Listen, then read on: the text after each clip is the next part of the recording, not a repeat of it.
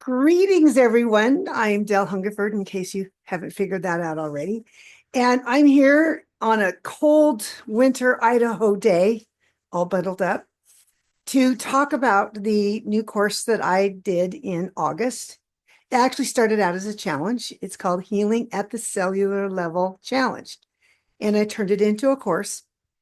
And every few months, we'll do another challenge because there's the VIP sessions, which are done live. And the cool thing about the challenge is you get sent an email every day with a link to the video, the teaching video, and you do the exercises and things in the video. And from there, you have 24 hours to do as much as you can. You get into the Facebook group, you talk about it, you share some things, and then there's a live Q&A that follows up after that. So there are 4 total sessions, followed by a Q&A. So I'm going to walk you through what is in this course, just to give you an introduction to it. And there'll be a link below with where you can purchase it. So without further ado, we are going to share screen because you know how much I love slideshows by now. You know, that's the teacher in me. This is not what I'm looking for. I'm looking for this. From the beginning, I think. Is it going to do it? Yes. And I'm going to move me, once the curtain pulls back, up to the top. Again, the course is called Healing at the Cellular Level. I can say that word. And these are the course topics. Day 1 is all about the frequency cliff notes, and you'll understand soon enough what that's all about. Day 2, intent is king. Day 3 is about shifting mindsets. Day 4, we go into some practical application. And day 5, you're going to get the recording of the Q&A session that lasted about an hour and 40 minutes. Lots of gems are in that. One of the things I'm finding out, as a teacher, the best way to do things is create a picture, a visualization. So you're going to visualize your life as a mountain. And on the top of the mountain, you sit on a throne where you govern everything that's below that. So you're the king of your life. You're sitting in a throne, and below that throne is the entire spirit. Your entire spirit is connected to the throne, and that's all sitting in perfect love. So we learn to govern from perfect love. But further on down the mountain is your soul. And there's some gateways that go with that. And then at the very bottom of the mountain is your physical body, which represents your body. So day 1 frequency cliff notes. These are the basic things that we talked about. The frequencies of thoughts, intents, and actions, they frame our world, just like when you build a house. You start out with an idea, then you start intending what you want it to look like, you frame it up, and then you build it. We talk about the historical uses of sound. Cymatics, if you don't know what that is, sign up for the class. Chromotherapy, water memory, and healing protocols, which is basically healing prescription. We are resonant beings of frequency, and water holds the memory of what's infused into it. We change our frequencies through shifting mindsets, and this is both directions, positive and negative.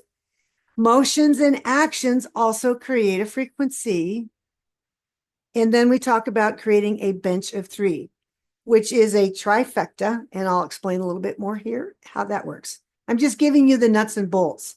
So I found this picture of a mountain, which I think is really fun, because the rays show that these are the things that emanate from us.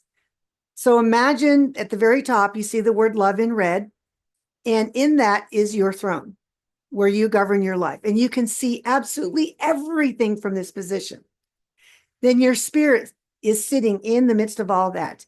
The middle of the mountain is your soul. And I love this picture also because the body represents the physical nature.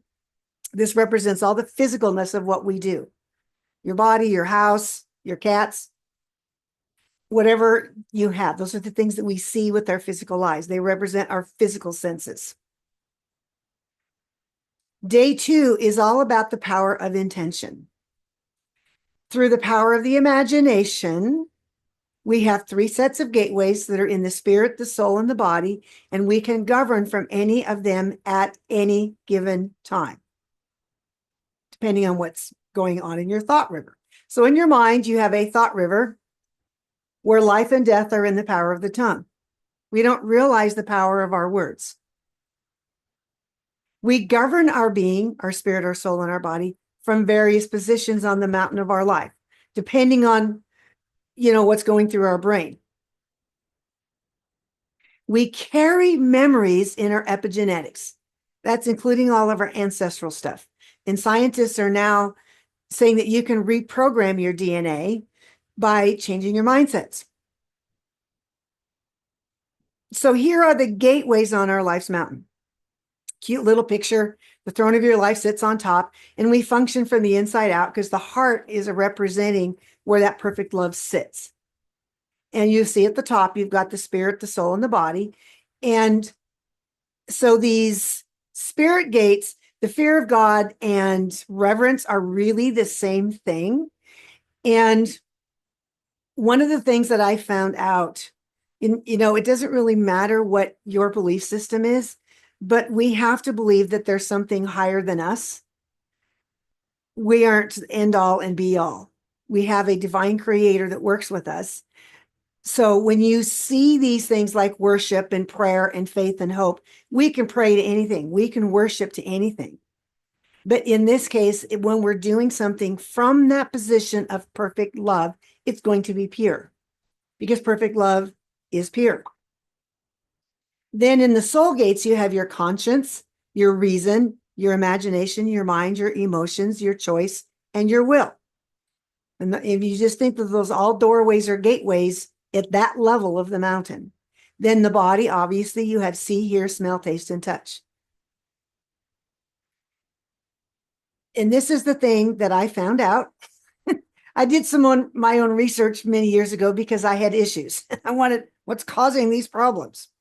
So we have a thought. So just imagine you've got this thought river going through your brain, and something goes by and you pick it up and you turn the thought into an intention, which is where you frame it up. From there, the intention leads to an action that's either harmful or helpful. Now, did you notice that thoughts, intents, and actions are 3 things? 3 things create a governmental authority over something. So that's why I say your spirit, your soul, and your body must function as one unit because they're a bench of 3.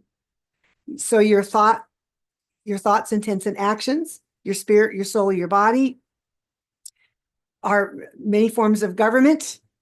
Judicial, executive, and legislative branches, they have to learn to function together. Each has its own part. Anyway, we'll get more into that later. So the last one is the action lands in the spirit, soul, or body, depending on what part of our being is governing our lives. If we're functioning out of our emotions, then we're only functioning at the soul level because that is in the soul gates, which is at the middle of the mountain. We can't see anything above that. So day 3 is about shifting mindsets. It's all about rewiring your brain. Just what you wanted to do, right? And here's the process. So we learn how to reframe our mindsets. We see the body as a bench of 3 where we can govern effectively. And I already said this, the body, soul, and spirit are our bench of 3. And we do everything from the position of perfect love. Stronger frequencies such as love, joy, peace, they override the negative frequencies such as fear, anxiety. You get my drift. Love rules, fear drools. I'll leave that one there. We learn to function with an attitude of gratitude, which keeps the ickies away. Somebody should write a song about that. We are kings over our lives and can control what we allow into our energy field. Most people, if we're taking offense all the time, then we're allowing other people's stupid actions to affect us. We can choose not to do that. As a king over your own life, you can choose not to. but we've been taught or given the permission to do it. But is it helpful? Moving along. Day 4 is all about practical application. How do you move past trauma? We learn from people who have made the same mistakes and have overcome. And I say, I can't tell you anything I haven't done myself. And I share 2 stories in this that help me, as I say, use the expression, pull my head out so that I could get over this horrible illness that I had. And it was all in my emotions. I carried all this junk until I learned to release it. Anyway, you were meant to function from the spirit first, which is the highest position of the mountain, because you can see more from there. The soul then comes into agreement with the soul then comes into agreement with the spirit, and the body goes, wait, don't leave me out. And if we're functioning from the soul and the body, then we basically just blocked the gates from the spirit to the spirit from underneath. And we all have a story. And if we can learn to be overcomers and not play the victim, then we can help someone else. And in this day 4, I tell a lot of my personal story. I went from being very ill to completely healthy, and I share how I did it. First, I had to deal with life's traumas. Oh boy. Physical illnesses were caused by emotional roots. And that is always my starting point. And it's not going to be the same way for everybody, but in my case, that was the issue. If you've been to the doctor and had all these tests and they can't figure out what's wrong, and you have test after test after test after test, chances are you're dealing with an emotional root. Some key takeaways. We function best when we do so from the spirit gates, allowing intuition, which is our gut, that's in the spirit gate, by the way, to give us clues. When we function from our emotions, we're only seeing halfway up the mountain, and perfect love reigns and overrides all negativity. We reap what we sow. Will it be positive or negative thinking? It's our choice.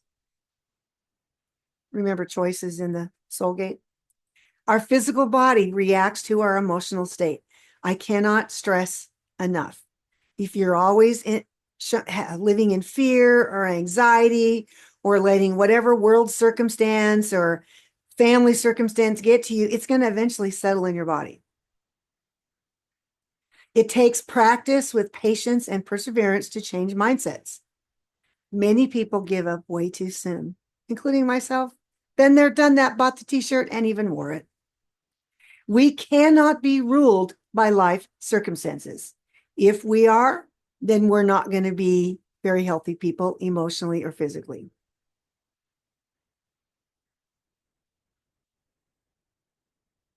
So this course, the Healing at the Cellular Level course, includes 4 teachings with PowerPoint presentations and all clickable links to the videos and everything that I'm talking about, where I go into lots of depth and I give you homework and things to practice. Then there's a video of the Q&A session. Then you get the emotional roots of physical symptoms chart that a group of us put together. You have access to the private Facebook group for discussion. And it's all for $25. And there will be a link. There goes the thing on healingfrequenciesmusic.com and in this description below. Okay, with that, I'm going to stop sharing. There will be another, keep watching for further challenges. Sign up for the newsletter, and you'll know every time I put out a new challenge, or I do a course, or I do some live event. That way you immediately will get access to it and join the club. And I hope to see you in a future challenge. Purchase some of the music I have on the website. There's all kinds of goodies all over there. So just go to the website and check it out, and we'll see you soon.